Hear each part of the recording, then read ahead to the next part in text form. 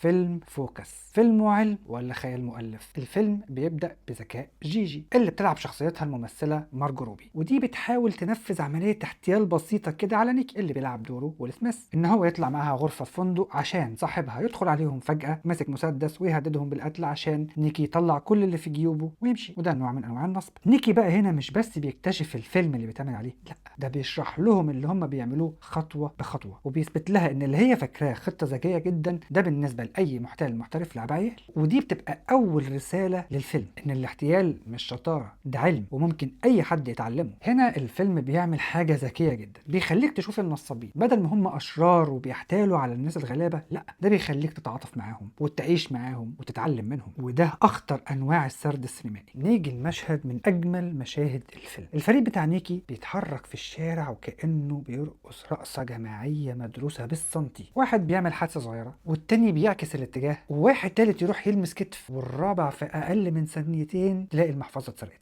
والخامس اللي بيكمل ماشي على رجليه. كل ده والضحيه ما حستش باي حاجه، وده مش عشان الفريق بتاع نيكي سريع، لا وده عشان هم بيستغلوا قانون اساسي في علم الاعصاب اسمه قانون محدوديه الانتباه. سنه 1999 في عالمين من هارفارد، واحد اسمه كريستوفر شافاريس والتاني اسمه دانيال سيمونز، دول نشروا تجربه غيرت فهمنا كله عن الادراك البشري. طلبوا من مجموعتين ان هم يتفرجوا على فريقين بيلعبوا باسكتبول، ومهمتهم ان هم يحسبوا عدد مرات الباص بتاع الفريق الابيض. في نص الفيديو واحد لابس بدله غوريلا دخل لحد نص الملعب وقعد يدق على صدره لمده 9 ثواني وخرج. النتيجه ان اكتر من 50% من اللي شافوا الفيديو ما شافوش الغوريلا اصلا، مش عشان هم غافلين، لا لا لا لا لا، عشان هم مركزين في شيء تاني، هم مركزين ان هم يعدوا الباص بتاع الفريق الابيض، وده عشان دماغهم عمل حاجه اسمها سيلكتيف اتنشن، وكأن كل شيء تاني اتمسح من الصوره. في كل ثانيه حواسك بترسل لعقلك اكتر من 11 مليون وحده معلومات. عقلك بيستقبل كام؟ اللي انت واعي بيه فعلا في نفس الثانية ما بين 40 و50 وحدة فقط. انت متخيل؟ يعني عقلك بيتجاهل اكتر من 99% من اللي بيحصل حواليك. فريق نيكي ما كانوش بيسرقوا برغم انتباهك، لا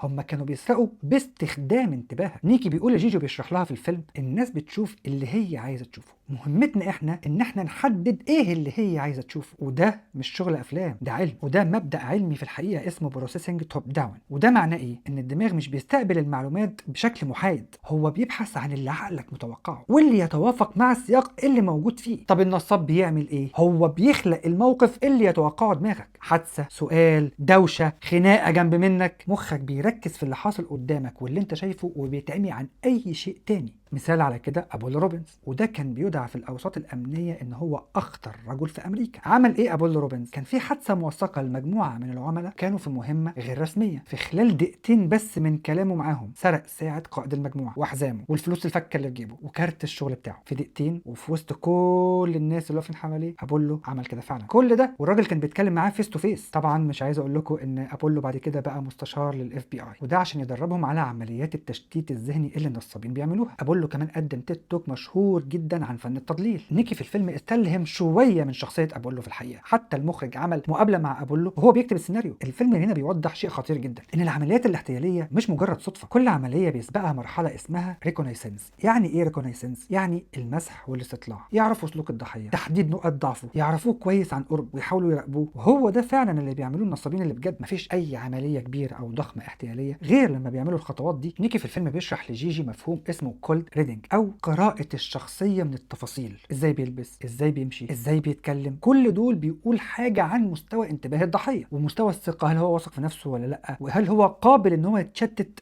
ولا صعب. وهنا الفيلم بيوصل رسالة مهمة جدا، ان الضحية المثالية مش الانسان الغبي او الساذج، لا هو الانسان الذكي جدا بس مشغول بحاجة اهم في وقت حدوث العملية. نيجي المشهد يعد من اهم واحسن وادق مشاهد السينما علميا في تاريخ افلام الجريمة. معظم الناس بيتفرجوا عليه كاكشن بس، نيكي بياخد جيجي وبيروحوا يتفرجوا على مباراة لكرة القدم الامريكية، وهم قاعدين نيكي بيحاول يتراهن مع جيجي على حاجة بسيطة كده، ان الراجل ده هيقف، لا الراجل ده هيقعد، لا الراجل ده هيبص يمين، الراجل الراجل ده هيبص شمال. مين بقى الراجل ده؟ الراجل ده اسمه ليان. ليان ده رجل اعمال غني جدا ومن اشهر الناس اللي بتحب تراهن. وبيبدا ليان هو ونيكي ان هم يلعبوا ويتراهنوا مع بعض. نيكي في الاول بيخسر، بعد كده بيكسب شويه، وبعد كده بيخسر تاني، لحد ما جيجي بتطلب منه ان هو يقف ستوب كده، وهو مستمر برضه ان هو يلعب، لدرجه ان هو خسر مليون و200 الف دولار في اقل يجي من 10 دقائق 15 دقيقه. هنا احنا كجمهور ومشاهدين وحتى جيجي في الفيلم بتفكر ان نيكي ده خلاص اتجن. سنه 1979 في عالمين، واحد اسمه دانيال كهنمان والتاني اسمه اموس تفرسكي، دول عملوا ورقه بحثيه اسمها بروسبكت ثيوري، ودي غيرت وجه الاقتصاد والطب النفسي مع بعض. الفكره المركزيه بتقول ان الناس مش عقلانيه في القرارات اللي بترتبط بالمال، هم بيحسوا بيتفاعلوا عاطفيا مش رياضيا. واهم اكتشاف في النظريه ان الم خساره 100 جنيه اقوى من مكسب 100 جنيه، يعني الم الخساره اقوى من فرحه المكسب بنسبه 2 ل 1%، وده اللي بيعرفوه علماء الاقتصاد السلوكي بلوس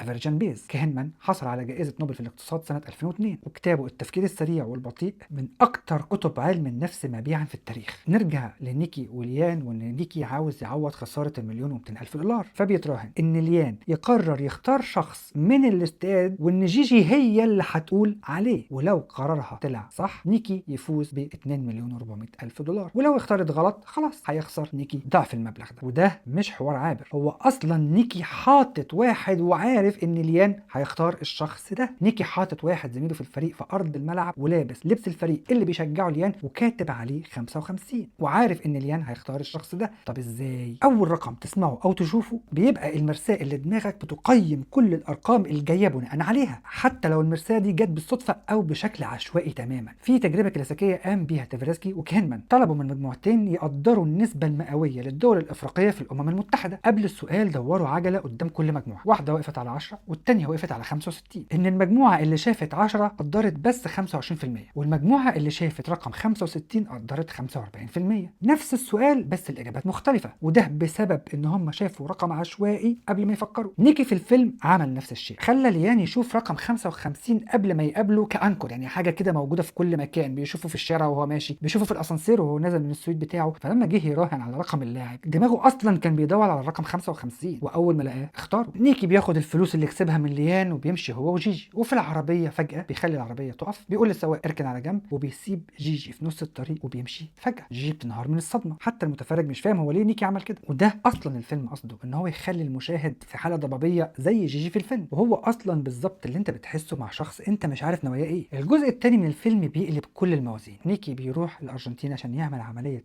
نصب لفريق بيشتغل في سباق السيارات، فجاه بيكتشف ان جيجي موجوده وبتحب الراجل اللي رايح ينصب عليه. اللحظه دي بتفعل تعارض مزدوج في نيكي مهني وعاطفي، وده بيبدا ياثر على قراراته. الفيلم بيتنقل من درس ازاي تخدع لدرس اعمق بكتير، انك ازاي تقدر تخدع الشخص الاكثر ذكاء، بس ازاي؟ عن طريق مشاعره. بول زاك عالم الاقتصاد العصبي المعروف عمل سلسله ابحاث ان رفع مستوى الاكسيتوسين في الدم بيزود الثقه على شكل مقياس. عمل تجربه شهيره جدا وادى مجموعه من المشاركين اكسيتوسين عن طريق الاستنشاق، والمجموعه الثانيه ما اداهاش حاجه. المجموعه اللي اداهم اكسيتوسين عن طريق الاستنشاق ادت فلوس اكتر لناس ما تعرفهاش في لعبه بس ثقه ماليه، وكمان وهم بيقروا العقود قروها بدون اهتمام. الاخطر ان الاكسيتوسين ممكن يتفعل بافعال بسيطه جدا زي الابتسامه الطويله، الاهتمام الصادق في الكلام، حتى الايماء بالراس اثناء الاستماع. والنصاب الذكي هو بيخلق البيئه دي بس بشكل مظبوط ومدروس جدا. هنا الفيلم بيدخل في منطقه نفسيه اعمق اللي هي الابتزاز العاطفي. غارية مش بس بيهدد نيكي، هو بيستخدم وجود جيجي كورقة ضغط. سنة 1920 في ظاهرة وصفها ادوارد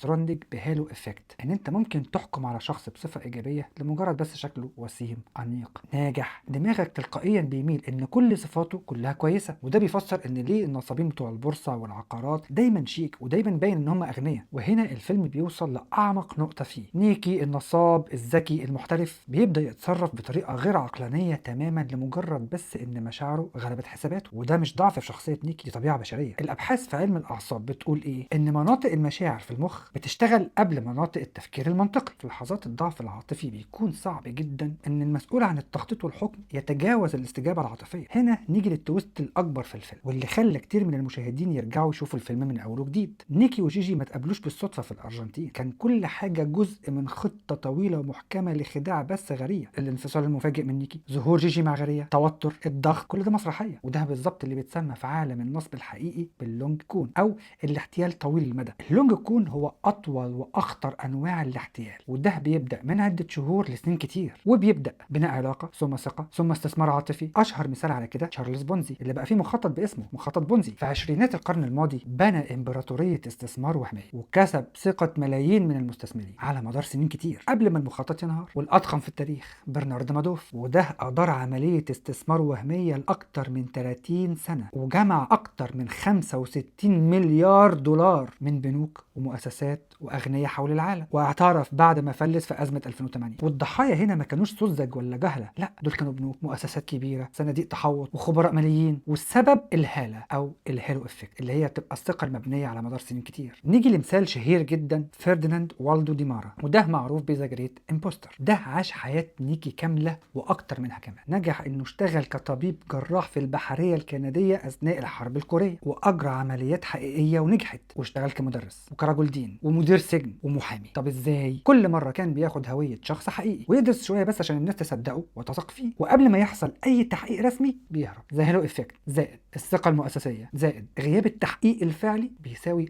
اقوى سلاح في ايد النصاب. وبالمناسبه فرديناند ده اللي فكره مسلسل العراف متاخده من حياته. طيب ليه الناس بتحب افلام الاحتيال؟ علماء النفس السردي بيقولوا ان الافلام دي بتشغل شبكه عصبيه في المخ اسمها منتلايزنج نتورك، وهي نفس الشبكه اللي بتستخدمها لما بتحاول تفهم نوايا شخص تاني في الواقع. المتعه الحقيقيه في الافلام دي مش في مشهد السرقه نفسه، هي في لحظه فهمك للمشهد نفسه او فهمك لمشهد يخدعك، ودي بتبقى متعه اختبار ذكاء اجتماعي في بيئه امنه. الاول مورال لايسننج افكت. الابحاث بتوضح ان مشاهده فيلم غير اخلاقي في الخيال، خصوصا لو الشخصيه بتدفع ثمن في النهايه، بينشط مناطق مسؤوله عن تعزيز القيم الاخلاقيه مش عكسها. الثاني السينما بتبين التعقيد الكامل للفعل. نيكي في فيلم فوكس بيعيش حياه معزوله تماما ومضطرب عاطفيا، الفلوس اللي بيكسبها جايه مع خساره بشريه قويه جدا. نيجي لنظريه التطعيم النفسي. بتقول ايه النظريه دي؟ ان التعرض للمعلومه المضلله او الاسلوب التلاعبي في سياق امن مع شرح ليه ده تلاعب بيبني مناعه ذهنيه حقيقيه. زي بالظبط التطعيم الطبي، بتاخد جرعه صغيره من الفيروس عشان بس جهازك المناعي يتعلم يحاربه. لما بتيجي تتفرج على فوكس وبتفهم ازاي تاثير التثبيت اشتغل على ليان في الفيلم، وازاي الاوكسيتوسين خلى جيجي تثق في نيكي بسرعه، بتبني مقاومه حقيقيه لنفس الاساليب في الواقع. الدرس الثاني ان الخساره وجعها اقوى من فرحه المكسب. لما تحس باحباط من خساره وتيجي تفكر بمجازفه عشان ترجع الخساره دي، اقف وفكر من اول وجديد. الدرس الثالث الرقم الاول اللي بتسمعه بيتحكم في حكمك. دايما اسال نفسك الرقم ده جه منين وهل هو اصلا ليه معنى. الدرس الرابع ان الشعور بالدفء والاهتمام السريع من شخص انت ما تعرفوش مش بالضروره يكون صادق.